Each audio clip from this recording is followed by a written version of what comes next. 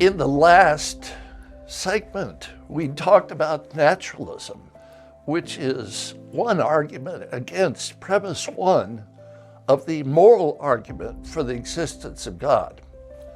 Now we want to talk about the second argument against premise one of that moral argument. So it's a second group of atheists who have an entirely different view from naturalists.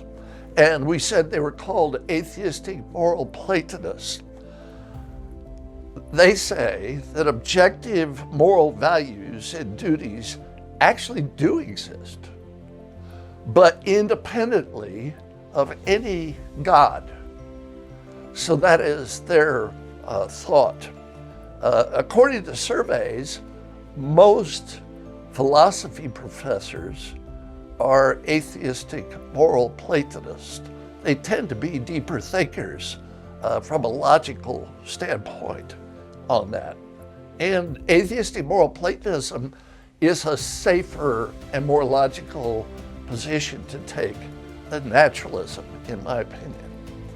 But there's some arguments to deal with on atheistic moral Platonism.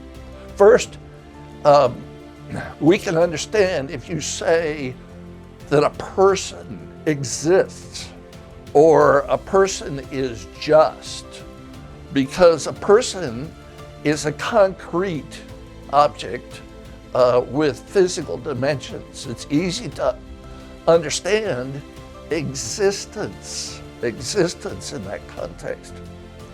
However, we can't understand how you could say that an abstract moral value like love or justice or honesty just exist on their own.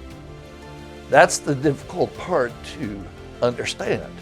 I can understand it if it's a characteristic of something, if it's a quality of something, but I can't understand it as an independent entity that's abstract. And so that makes it very difficult to get our arms around it. I believe in objective moral values. I'm not saying I don't. I believe in them. They do exist. But as an independent concept by itself, I find that difficult. Second, how does the mere existence of moral values place any duty or obligation on us to act in obedience to those values? Without a moral lawgiver, there is no duty or obligation.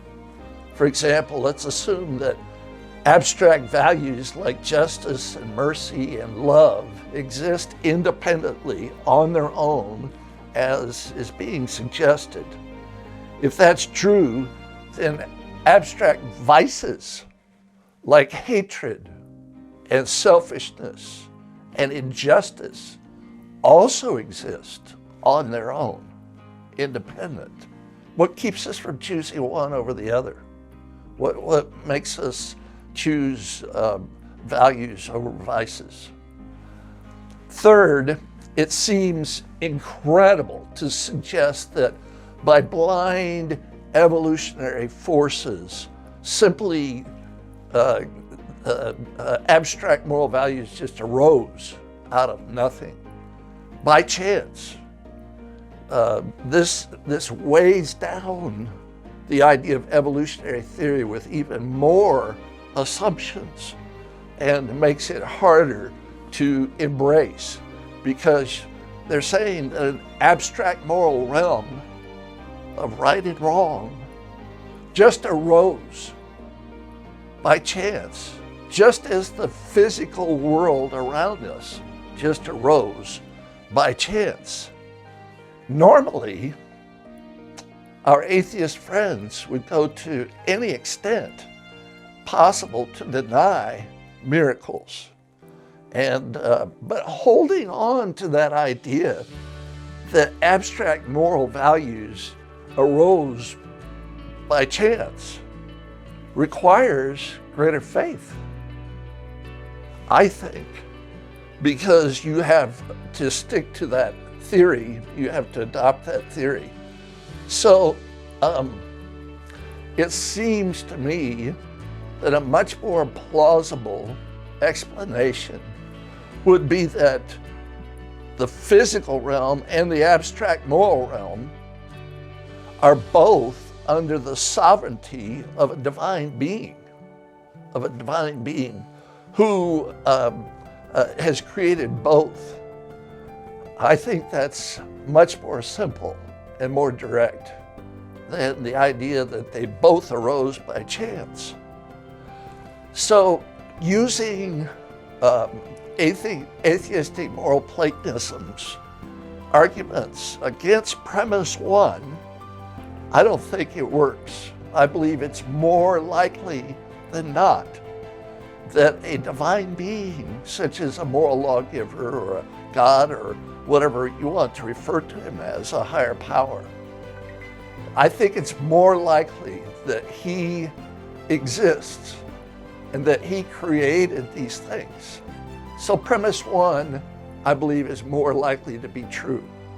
And it states one more time, if God does not exist, objective moral values and duties do not exist.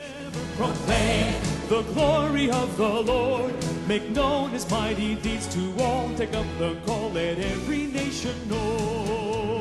He is our Messiah, our Savior and our King, let all our voices join